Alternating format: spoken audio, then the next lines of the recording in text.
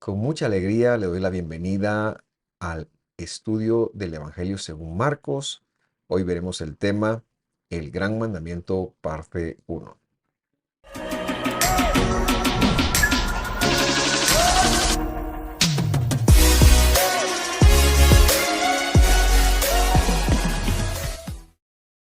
Y como siempre, yo soy el pastor Vladi y me da tanto gusto darles una bienvenida a los estudios de Visión de Fe Misco que semana a semana transmitimos dos, uno en las mañanas.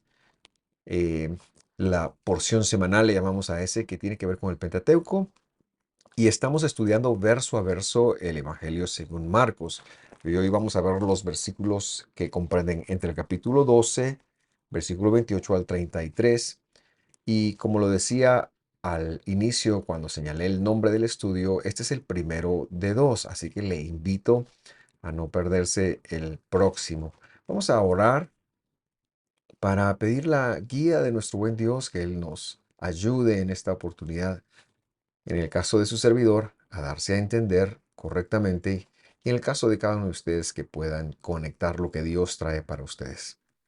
Gracias, Señor, por tu fidelidad, gracias por tu amor, gracias por la vida, por la salvación que nos has dado.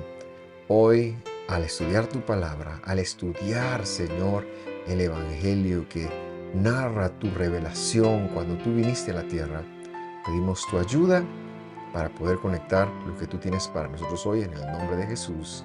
Amén y amén. Muy bien, la semana pasada hablábamos todavía de esta serie, no le voy a llamar serie, pero creo que es una verdad mesiánica que ha estado todo el tiempo acá, me refiero a Jesús, hablando de los líderes religiosos, de los líderes espirituales de Israel del primer momento.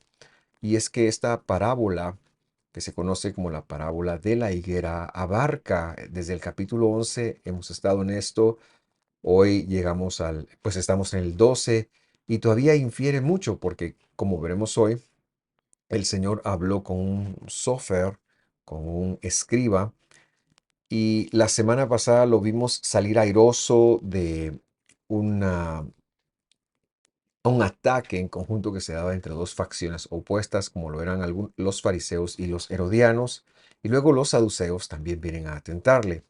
Entonces, habíamos terminado en el versículo 27 y continuamos esta lectura en el 28 por ser un estudio verso a verso. Leamos. Se acercó uno de los escribas, los había oído discutir, y reconociendo que Jesús les había contestado bien, le preguntó, ¿cuál mandamiento es el más importante de todos? Este versículo nos encierra muchas cosas que queremos hablar y discutir, porque es importante para conectar qué es lo que está preguntando, por qué lo está preguntando. Porque en primer lugar, un sofer o los sofrim, los escribas, eran personas contables cuyo oficio era copiar y contabilizar los textos de las escrituras. De hecho, era un trabajo a tiempo completo y ellos pertenecían en su gran mayoría a las facciones farisaicas y bueno, a esto se dedicaban, era como una pericia, eran peritos en la escritura. Este escriba en particular había estado presente en varias discusiones y reconoce que les respondió bien a los saduceos y de igual manera a los herodianos y fariseos. Pero la naturaleza de su pregunta va más allá de lo que les escuchó a ellos. Y es que al iniciar el capítulo 12, recordamos por favor que Jesús enseñó una parábola, la parábola de los labradores malvados. Y hay algo que a él le llama la atención en cuanto a esto. Porque ya en el Israel del primer siglo había una corriente de pensamiento que por cierto está cobrando auge en estas épocas, como lo es la Kabbalah. No se llamaba así en ese momento, pero ahora decimos que hay un pensamiento cabalístico muy similar. Y lo que sucedía era que debido a la influencia de varios de los libros apócrifos como el libro de Enoch, el libro apócrifo de Esdras, no el bíblico, sino el apócrifo, se empezó a manejar en muchas personas que tenían voz en Israel, en Judá, que en el cielo quizás podría haber una fuerza dual. De hecho, en la Mishnah se relata cómo la Mishnah, ese compendio judío que registra la oralidad, lo oral del Israel del segundo templo. Se relata cómo a uno de sus rabinos lo declararon hereje porque él dice haber llegado al cielo y haber visto que habían dos fuerzas ahí. Bueno, esto era algo que se manejaba en algunos círculos y ellos decían que había dos fuerzas en los cielos, una fuerza eh, conocida como el Yud-Heh Vav-Heh o Adonai o Hashem, lo que la Biblia Reina Valera, lo que la traducción Reina Valera traduce, vale la redundancia, como Jehová. Esa era la primera fuerza. Y luego se empezó a manejar un Hashem Katán o un Yud-Heh Vav-Heh Katán. Y lo que eso quiere decir es más o menos un Jehová Junior, un Yud-Heh Vav-Heh Junior. Y empezaron a proliferar muchas doctrinas acerca de una dualidad en el cielo, de la posibilidad de que hubiera dos personas allá arriba, uno mayor y uno menor, por supuesto, es como se le manejaba. Y ellos se empezó a hablar, perdón, de una fuerza conocida como Metatron, hoy le llaman Metatron, y que en la Kabbalah del siglo XXI es como una especie de ángel junto con Mashiach, le llaman ellos, por favor, diferencial del término bíblico Mashiach, o sea, del término bíblico tanto arameo como griego de Mashiach. Y a estos seres, Metatron o Mashiach, se los percibe como ángeles, ayudas del cielo. Pero lo que queremos señalar es que esta es una doctrina falsa. Yo la, lo menciono acá para crear un contexto y es probable que este Sofer entendiera que en la parábola del labrador, de los labradores malvados, cuando él habla de un Adón, es decir, de un señor, y de un Ben, de un hijo, probablemente esté hablando de dos personas. Y él quiere saber de qué se trata, no lo ha satanizado, no lo va a satanizar, perdón, pero está queriendo comprobar desde dónde es que viene la enseñanza de Jesús.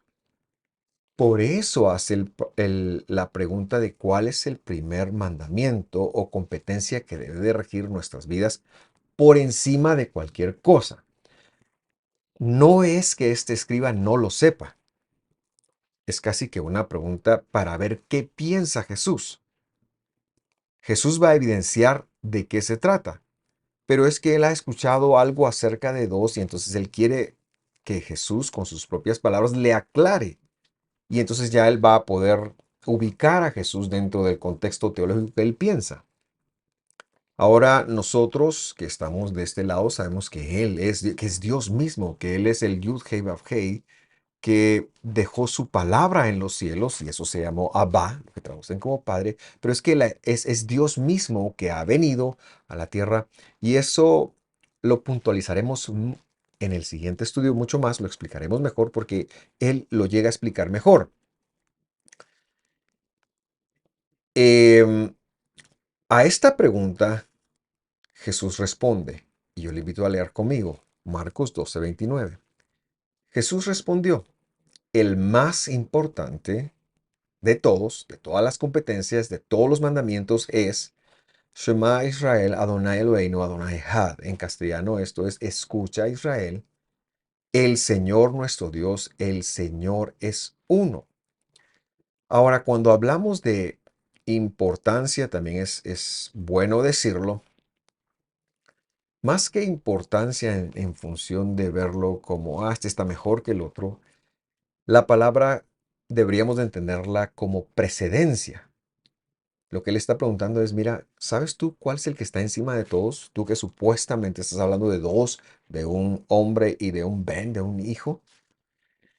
Em, eso es lo que la palabra importancia es precedente. ¿Cuál está encima de todos? ¿Cuál es aquel que no es negociable, por decirlo de alguna forma?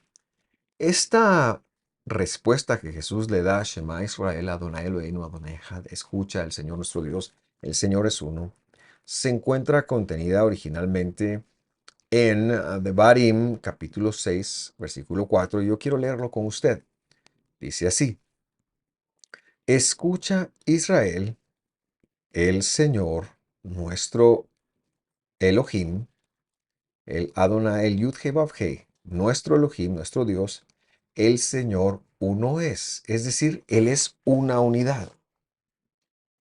La palabra Ejad, que es la que se traduce como uno o unidad, significa algo que no admite brechas, es decir, es un todo completo, es entero, solo es uno.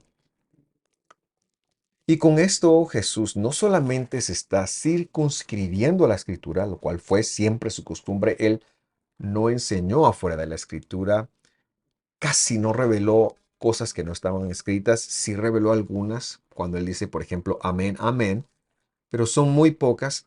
Casi siempre él se circunscribió, se sometió a la autoridad de lo que estaba escrito y lo aclaró. Entonces él, de la misma forma como pensaba el escriba este, él dice, mira, este es el que está encima de todo. Ahora, yo quiero ver con usted un ejemplo de unicidad, porque esta es la doctrina de Dios que está sobre todo. El Señor es uno. Para el Mesías, para nuestro Salvador, esta fue la competencia más alta. Esto es lo más importante. Esto es lo que está sobre todo. Dios es uno, no hay otro. No hay dos, no hay tres, ni 10, ni más. Dios es uno, es una unidad que no permite brechas. Y lo que nosotros entendemos que Adonai, o sea, el Señor, que dio este mandamiento, es el mismo que está hablando allí con este escriba. Él, el que está hablando ahí, es nuestro Elohim. Él es nuestro Dios. Él es la plenitud de los atributos que crearon la tierra.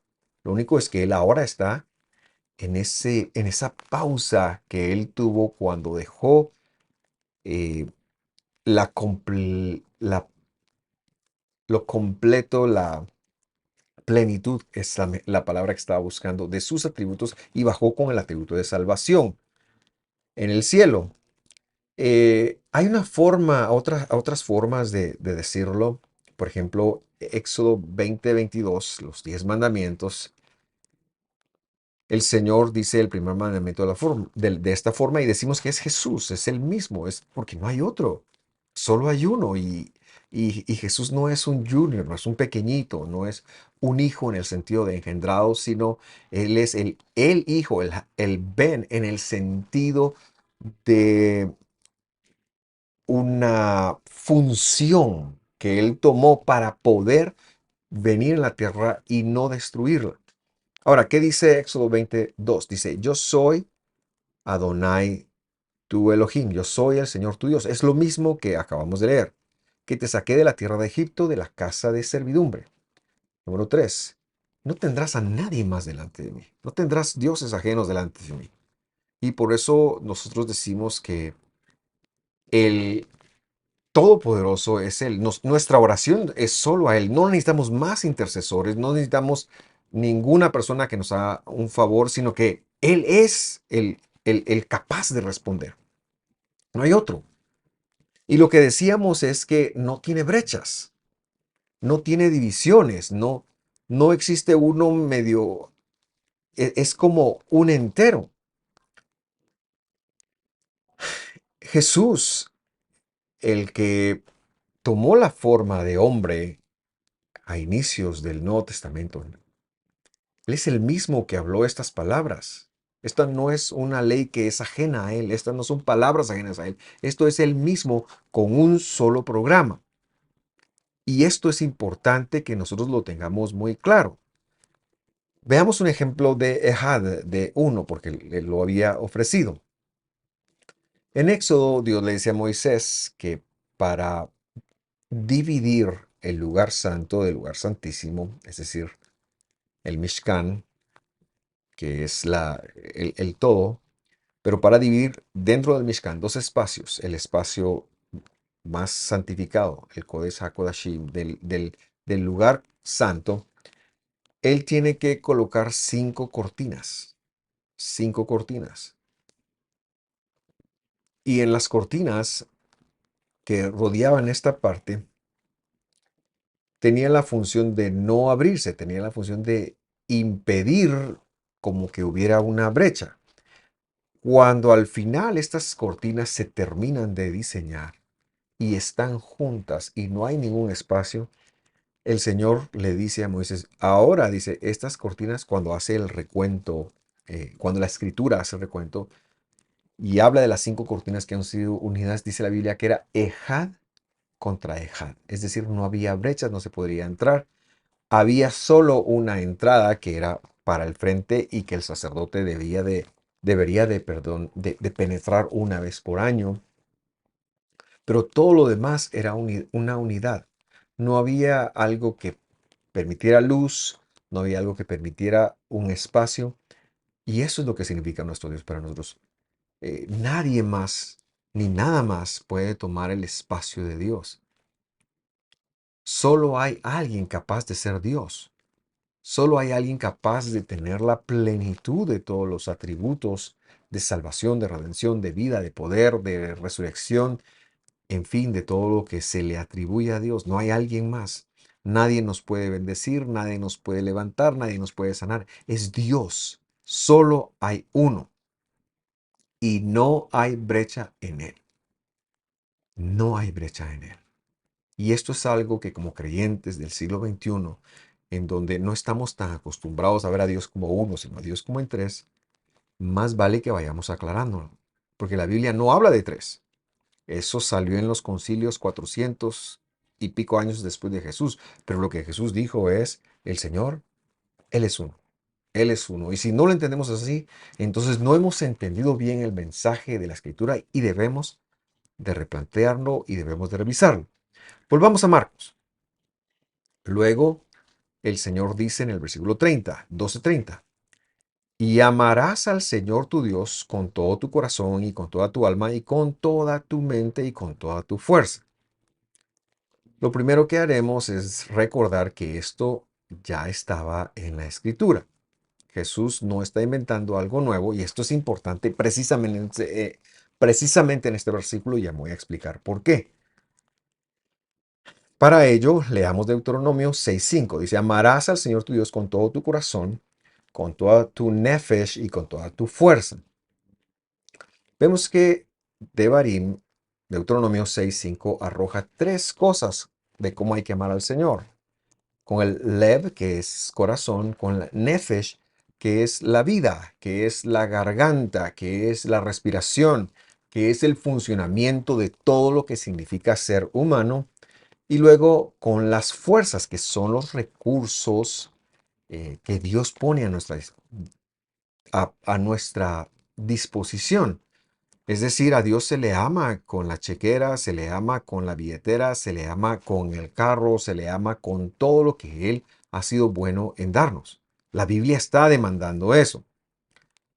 Pero cuando nosotros vemos lo que se traduce en Marcos, perdón, encontramos cuatro cosas. Allá en Marcos encontramos que Jesús dijo, tu corazón, tu alma, o sea, el nefesh, y con toda tu mente y con toda tu fuerza. Encontramos cuatro. Entonces, alma, mente, fuerza y corazón. Algunos han querido decir que el Señor Jesús estaba ampliándolo, pero eso es muy difícil. Es decir, nosotros lo descartamos. ¿Qué sucede acá? Sucede que el escritor que está pensándolo en arameo, ahora lo está plasmando en griego, usa un concepto que se llama mente para que tú entiendas que no debes de entender la palabra alma o nefesh como el concepto griego que se entiende. ¿Y cómo se entiende el concepto griego? Es un ser aparte del cuerpo que se coloca en algún momento de la existencia o de la preexistencia. La Biblia no soporta, no apoya esta cosmovisión. Eso es más una cosmovisión greco-romana que se mezcló sobre todo en el cristianismo, pero más que nada en el judaísmo medieval. Perdón, en Israel en el primer siglo nadie asociaba la palabra nefesh con lo que luego se conoció como el alma. Y entonces el Señor Jesús viene y, y nos dice, con el corazón, cardia, con el, cardia es en griego, con el nefesh y luego traducen alma, pero para que tú estés buzo caperuso, para que puedas prevenirte, el escritor te deja una nota y te dice, es decir, entiéndelo más como mente, entiéndelo más como el funcionamiento físico. La palabra psique, que es la palabra griega que se traduce como alma, en Israel, en la escritura, se lo entendía más de esta forma. La palabra nefesh implicaba más la respiración del ser. Jesús, por lo tanto, no está agregando un cuarto concepto a lo que se conoce como la oración del Shema. No está haciendo eso. Jesús dice lo que dice y el escritor se encarga de decirte, mira, no entiendas la palabra psique como alma, como se lo entienden en Grecia. Entiéndelo como lo entendemos acá. ¿Cómo lo entendemos acá? Como algo que parte del funcionamiento físico. ¿Por qué podemos asegurar eso? Porque cuando leemos la respuesta del escriba, vemos que él lo lee y mencionando solo tres. Por favor, acompáñeme porque aquí está la prueba. Verso 32. Y el escriba le dijo, muy bien, maestro, dice, con verdad has dicho que él es uno y no hay otro además de él. Entonces ya vemos, en primer lugar, vemos que el escriba se contenta. Está bien, pensamos igual. Yo pensé que me estabas hablando de Metatron con eso del Señor y el Hijo o el heredero, pero creo que lo entendemos de igual manera. El heredero es no necesariamente un hijo genético, sino que alguien que de hecho en la parábola es el mismo Señor. Es el mismo Señor que está buscando fruto. Claro, como le matan en el ejemplo, porque curiosamente al Ben, a la figura del Ben de Dios también le mataron, ya no corresponde que él haga la forma unitaria, pero se queda hablando del dueño. Y entonces el escriba, con estas palabras, lo que está diciendo es, sí, estamos en lo mismo, Dios es uno.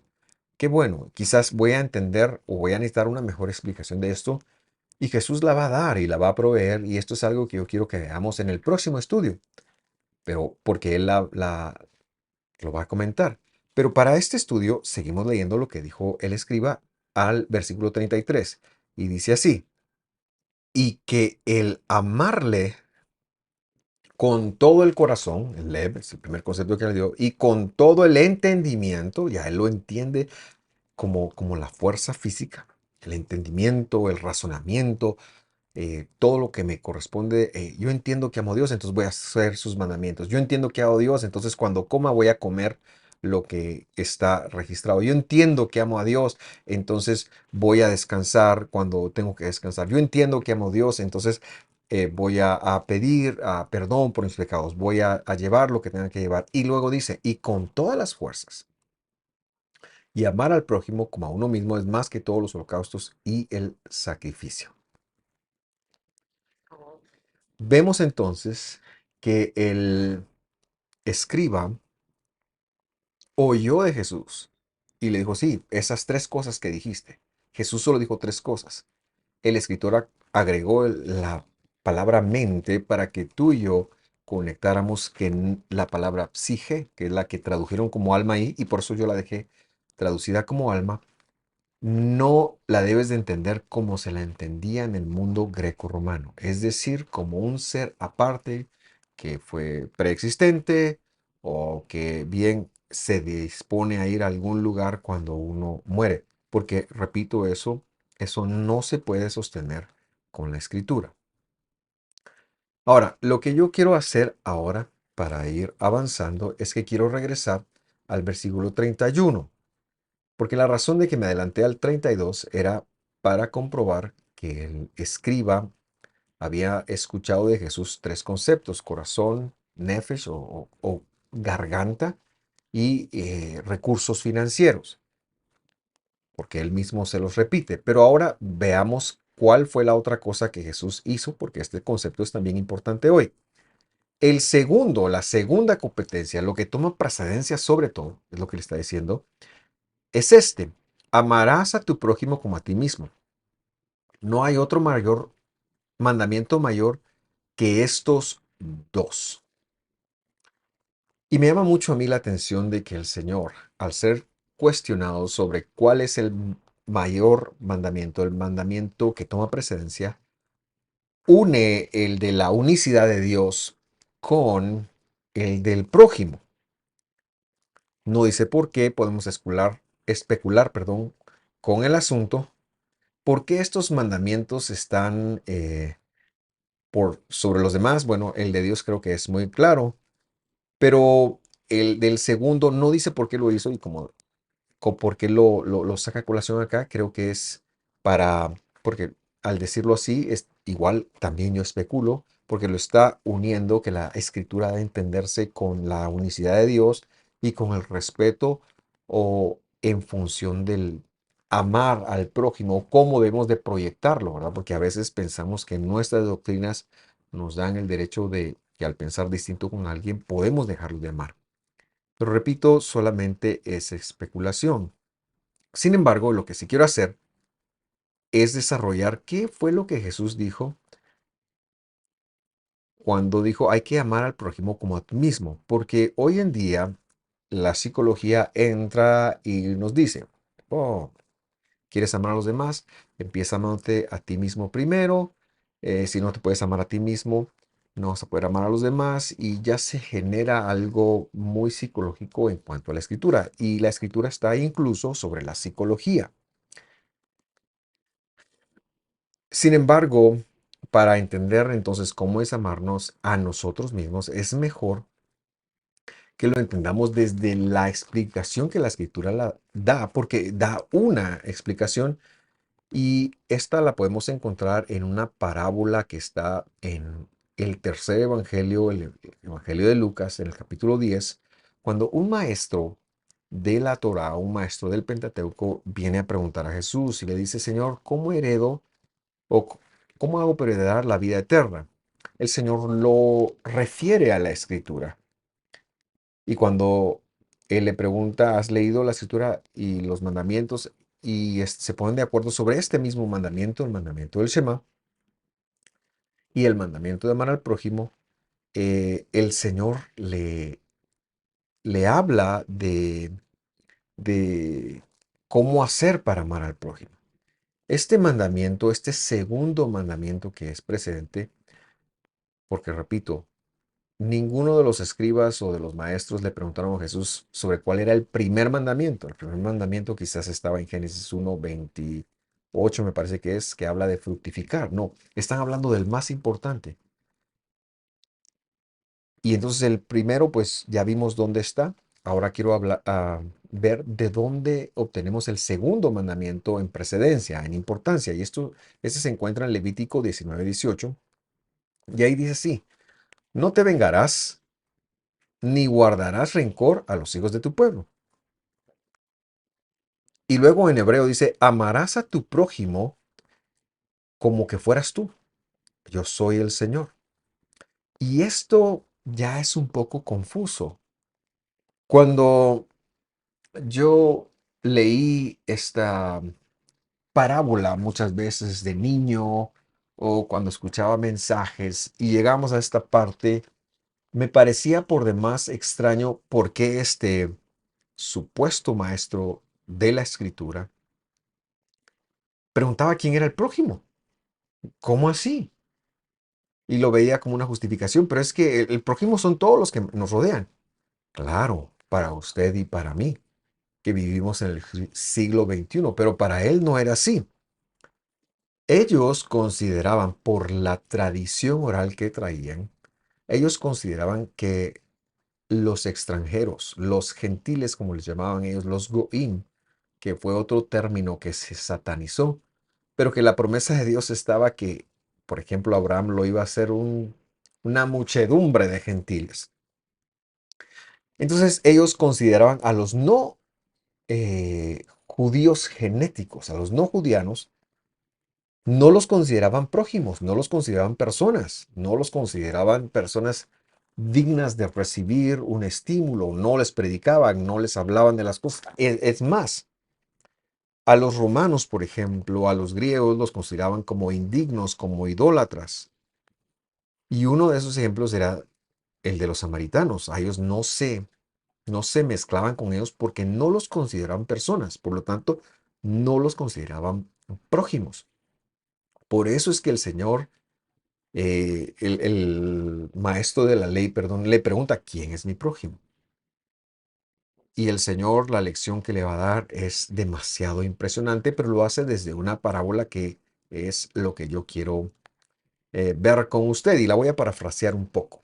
En primer lugar, dice que un hombre cualquiera, entendemos que es un judeano por el contexto, iba de viaje y en ese viaje fue asaltado entre Jerusalén y Jericó. Y al parecer esto era algo que sí ocurría mucho y este hombre, este personaje fue dejado por muerto. De pronto pasa un sacerdote y ese sacerdote interpreta la Torá pensando, este está muerto, no me puedo impurificar, no me quiero inhabilitar con un muerto. Así que se cambió del lado del camino y lo ignora.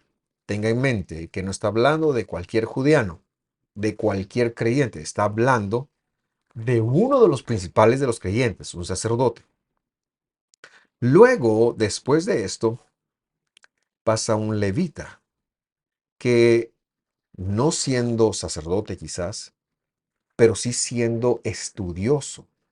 Los levitas habían en su mayoría, se habían retirado de Jerusalén porque miraban al templo como algo muy corrupto, muy sucio, y estaban viviendo en el sur. Y el Señor igual los pone de ejemplo y les dice, este también se hizo a un lado. Pusieron su propio interés por encima del mandamiento de amar al prójimo.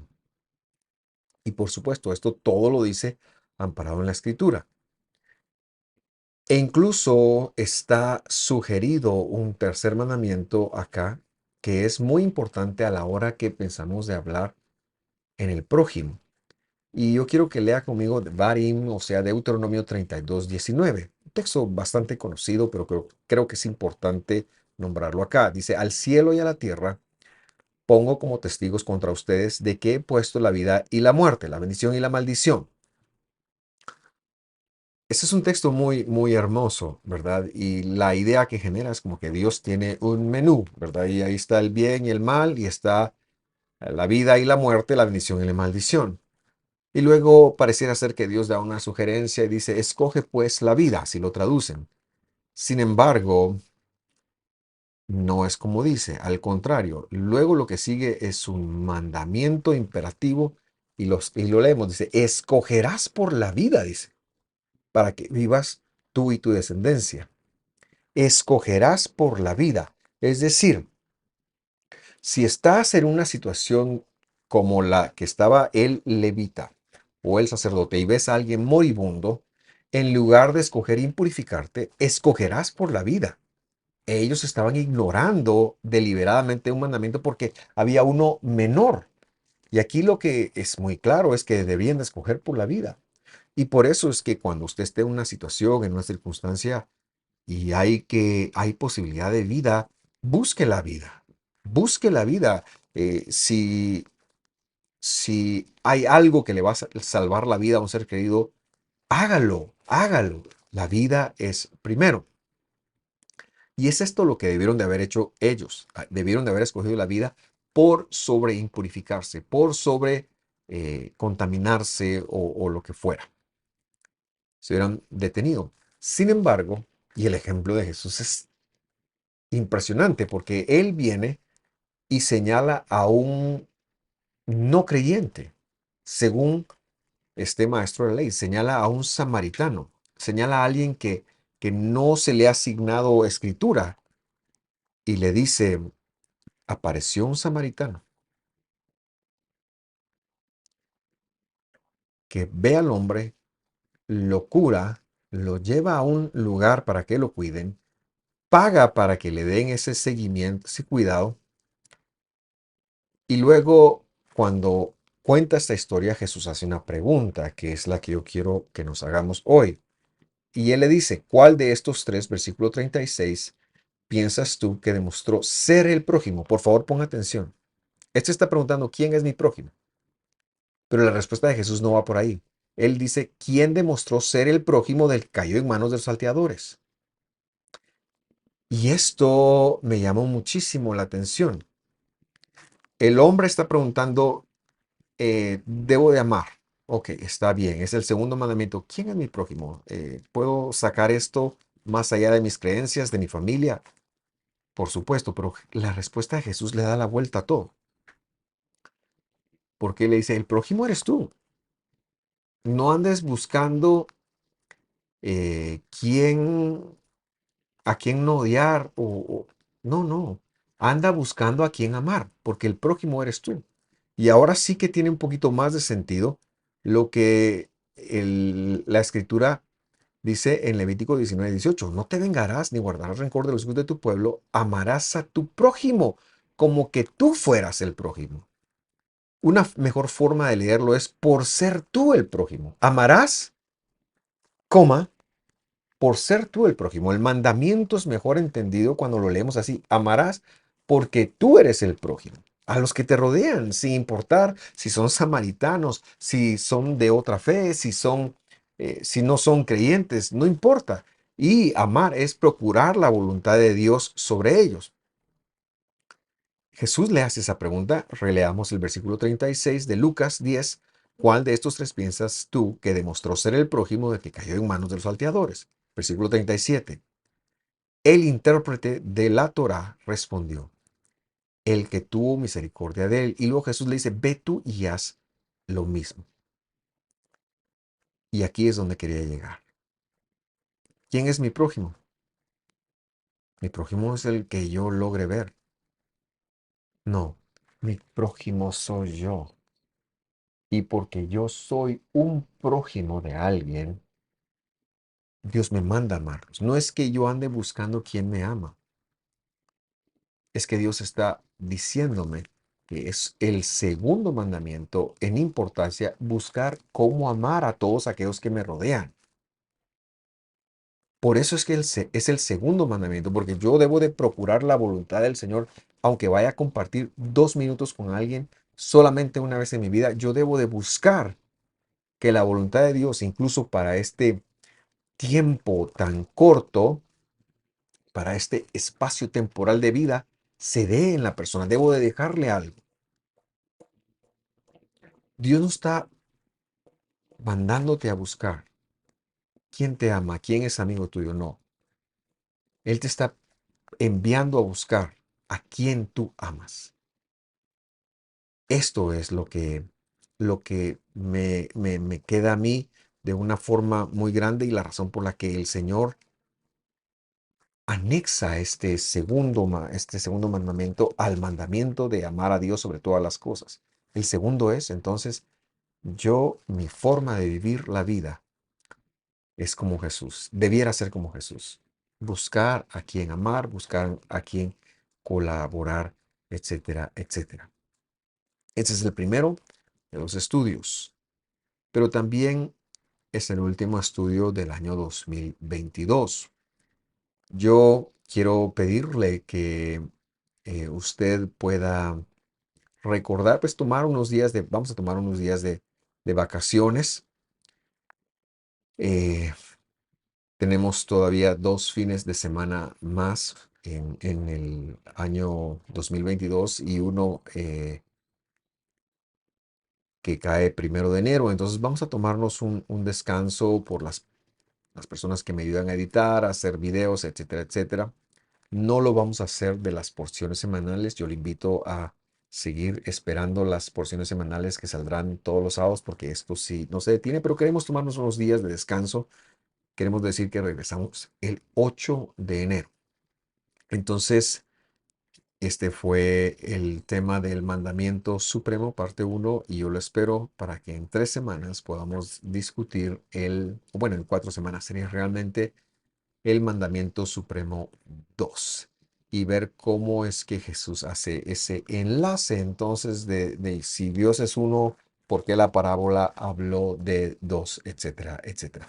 Le envío un fuerte abrazo, le agradezco por siempre estar en nuestra sintonía, decirle que lo esperamos el próximo año. Vamos a subir algunos estudios en estas 3 semanas que queremos que son importantes que se repitan. Yo deseo que usted esté muy bien, que tenga un tiempo, un fin de año espectacular, que Dios lo bendiga grandemente y lo esperamos el próximo año. Me despido no sin antes recordarle que visite nuestro canal de YouTube, que vea los listados de reproducciones que tenemos. Tenemos ya series de más de 300 prédicas que hemos compartido a lo largo de los años, el estudio de la carta de Gálatas, la introducción al Nuevo Testamento o módulos de discipulado, es la misma lección, las porciones semanales del año pasado, las porciones semanales de este año. Bueno, tenemos material que estamos seguros puede bendecirle. Que Dios lo bendiga, que esté muy bien. Nos vemos en el 2023. Hasta pronto.